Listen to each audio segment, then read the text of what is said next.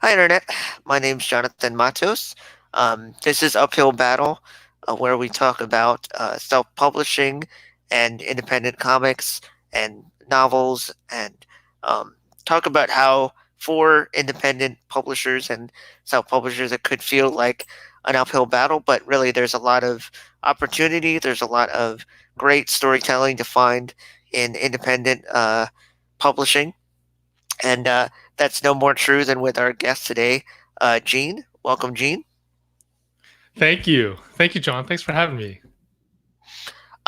So I was really grateful a few years ago when I was doing, I had a site called Graphically Christian that you were willing to give an interview. It was around when you were starting to work on the Superman book.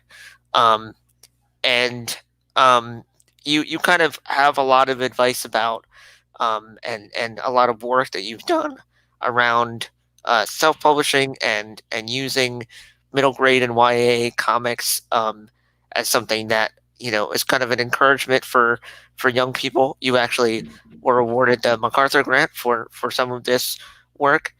How would you describe how Dragon Hoops and anything else you've been doing recently fits into that larger work? And how do how did you get into it? And just speak to some of that work you do. Yeah, yeah, sure. For Dragon Hoop specifically, I started this project in 2014. It's my first nonfiction graphic novel. It's about a high school basketball team that I followed for the 2014-2015 season. I used to be a high school teacher. I taught high school in Oakland, California. It's a Catholic school. The school's always had this really awesome basketball program, but I'm a computer science teacher. I generally did not have anything to do with the basketball program at all. Hmm. The only time I would ever go over to like the gym or the coaches offices was if they like needed some tech support help. I would go and I would help them out. So I was pretty separated. I was there for 17 years. I did have students who were on the basketball team. I might have gone to one or two games during that time because like one of Hmm. my students would ask me to go, but in general I was just vaguely aware of that basketball program. But then, and as a kid, I kind of hated basketball. I never thought I would do a graphic novel about basketball. I never thought I'd spend like 5 years of my life working on a basketball book. But before 2014, basketball was kind of making its way to have a son who is now 16. When he was in fifth grade, he joined his school's basketball team. I also, Jeremy Lin happened, and that was like a really big. As an Asian American, I'm always following Asian American news, and I wondered why did I suddenly care about the sport that I never cared about before, simply because there was a kid from my neighborhood, from around where I grew up, who had a very similar background to me. Hmm. So, so basketball was kind of there. It was kind of in my. And then at the beginning of Uh-huh. that school year, people were just talking about basketball. They were talking about this amazing varsity men's team. So I went and talked to the coach. His name is Coach Lou Ritchie. He told a story and that kind of set me off. That realized, this could be my next book, even though it was about something that I knew nothing about. About basketball before I started that project. Um, now, when you were starting to work on it, how did people in your life kind of react to being like drawn into this comic? What was the real life reaction from some people that were like, "Oh, you're actually making this into a story"? Yeah, in the beginning, I wasn't totally sure I wanted to make it nonfiction. I was Mm, debating in the first couple months mhm, of that season. I was debating between fictionalizing what I was seeing, right. fictionalizing the coach and the players, or just straight up telling it as nonfiction. But as the season went on, as I got to know Coach Lou especially, I realized that had to be nonfiction because some of the Mm, stories he told me were just a little too crazy. Like I think if I mhm, had presented them as fiction, people wouldn't believe it. It would feel too coincidental. right. So they were. I mean, they were pretty supportive. I think the team like the coach Lou especially was very supportive of the project, and even the team. I traveled with the team, and they were very welcoming. I think both Coach Lou and all of his assistant coaches, they all kind of foster this very welcoming environment, and a lot of that really is rooted, I think, in his childhood experience. And so Coach Lou is an alum of Bishop O'Dowd, and nowadays Bishop O'Dowd is a fairly diverse community. But when he was going there in the 80s, it was not as much. He was one of the Oh, few okay. African American students on campus. And I think that experience of being a minority within that setting made it so that he just makes an extra effort to make sure everybody feels included and everybody feels welcome. So I felt very, very supported. Early on, I was expecting the project to just focus on the coaches and the players. I was not expecting to be in the project at all. But as like I had to put myself in, and once I had to put myself in, I had to put my family in, and there were more discussions. My wife is a pretty proud, so we did have some Mm, discussions about it. right. Um, so I noticed that you started a comic strip series to kind of replace an in-person blog tour.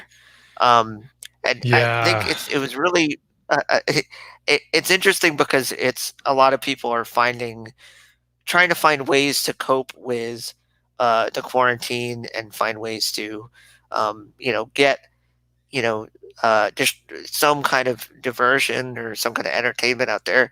And yeah, personally, I felt like yeah, it was really wholesome and endearing to see you adapt, to that, kind of unfortunate thing. So what was your favorite part of doing that, and how have you found ways to keep you and your friends and family entertained during the quarantine? yeah. I mean, as I told you before we started this interview, I feel pretty lucky that the virus so far has not affected our family, directly. Nobody is Mhm. sick in my house, and then even in my immediate circle, only have one who is going through something pretty difficult. Mhm. All so far, we haven't felt it as significantly as other people, around the world have. Um, but one of the big effects that it canceled this book tour. So the book launched in March, on March 17th, and that was something that we planned for a year. I was supposed to be on the road at that time. I was going to visit different schools and bookstores and libraries to promote the book, and all of that fell apart. And it felt bad. It felt bad because uh, we had planned it for so long, and especially folks at my publisher. There's a whole team that was putting together all these events for me, and all of that work just kind of Sure. went up in smoke. But of course, Yeah. given the events since then, nowadays like a canceled book tour just seems like such a small thing. But Mm, after I did it, um, it felt sad, but I also realized that I mean I think the best that we can do, right, especially those of us who are not directly in healthcare or anything, the best thing that we can do is kind of try to find ways to be as normal as possible, to mhm, resume normal life, or to move on with normal life as much as we can. So for mhm, me, in my normal life, I would have been promoting this book. I would have been talking to people about writing and comic books. I just had to find other ways of doing it. So the cartoon book tour that you mentioned was one of I tried to do that, and it was actually a lot of fun to do. Um, One of the best things that I like about going on an in-person book tour are these Q&As where people ask me questions and I get to interact with them a little bit. I was able to do mhm, that through the comic strip. People would email me questions and I would answer them through the strip. It was fun. uh-huh, People seemed very supportive. I was very grateful that folks seemed to be so open to it. mm. Yeah, I think people can see that those of us who are creative people, or we that everybody wants to kind of help in their way, and so there can be a little bit Yeah. of like guilt around not being able to go out there and craft someone a ventilator, or um, be able to be part of the healthcare effort to help the healing. But I think every little thing counts. And so I Yeah. appreciate that you were able to do some of that. Um, Now it's interesting that you Yeah. mentioned Dragon Hoops as your first nonfiction memoir, because I think as someone, my dad is Puerto Rican, my mom is white, and so growing up reading some of your comics, it felt very personal, even if not all of it was directly your experience. Um, so you know, I'm thinking of American Born Chinese. There's a part of that that seems very autobiographical.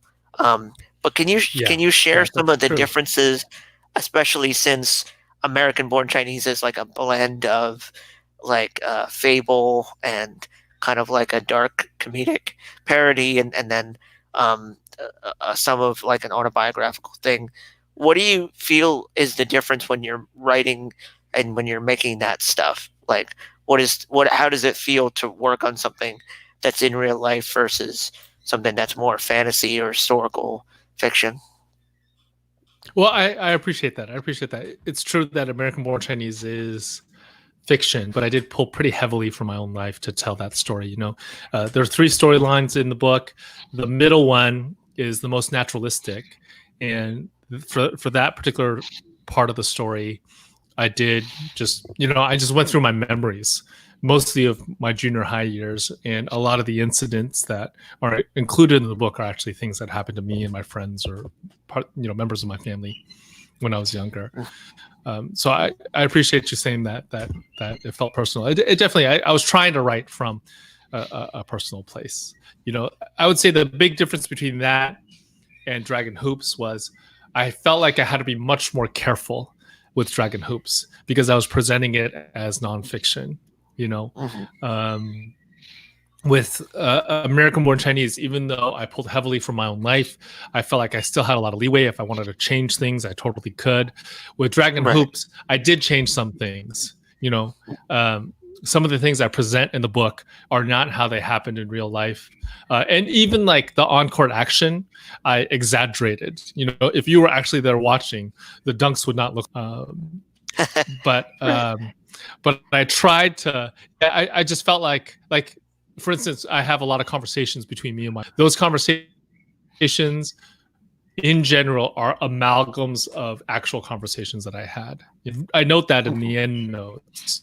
But I felt really like as I was working on the book, I was trying to find this balance. Like how much can I change? How much can I deviate from the actual events?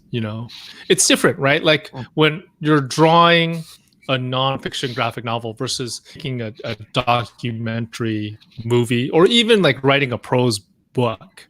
you know Hmm. the the cartooning that you have to do, the drawing that you have to do, automatically creates this layer of fiction.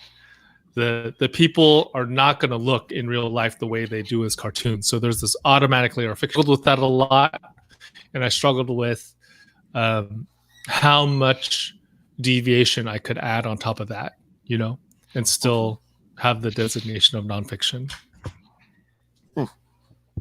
Um, Great. So I think the last thing I want to ask you, and it's probably the thing personally as a comic reader I'm most excited about, um, is that news has broke that you're working on, or have worked, maybe at this point, on a revival of Shang Chi, a Yeah, limited yeah. series with Marvel.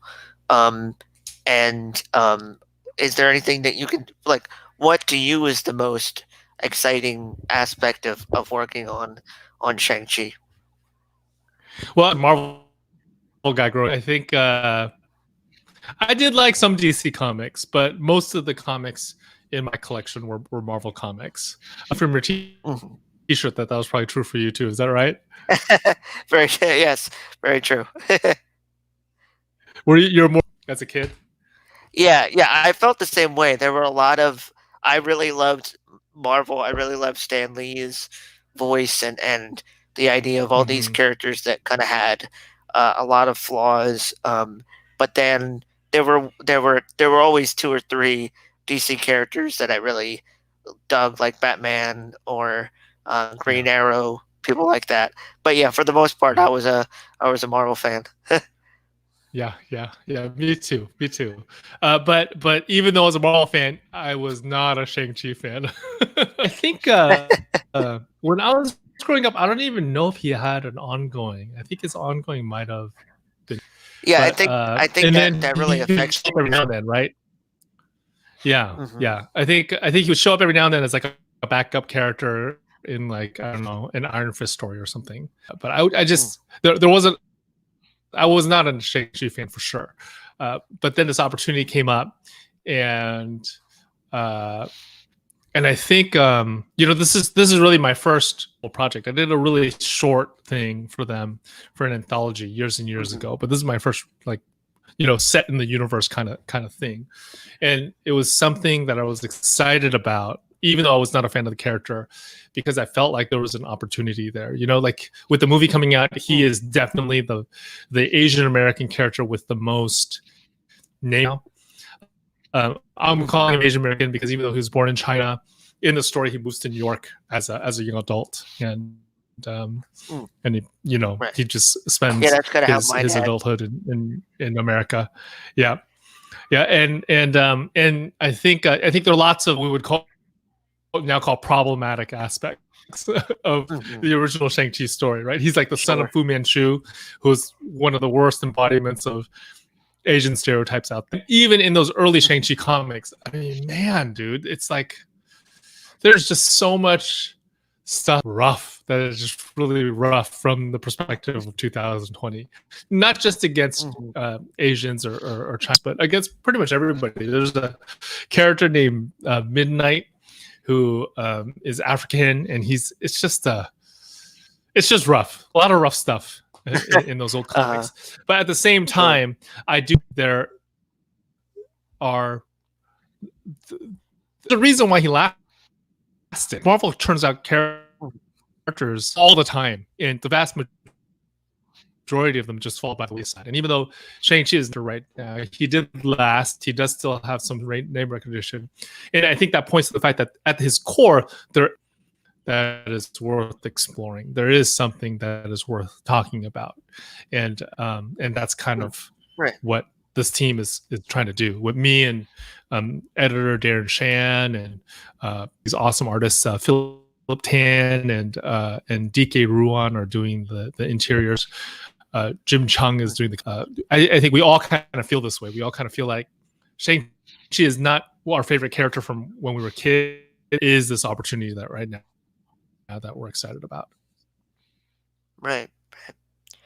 Yeah. So I think what I'll leave off with is, 5 years ago, when we talked, you had the advice to, if you want to break into, excuse me, if you want to break into comics, if you want to be published professionally, you should definitely self-publish and start learning through that.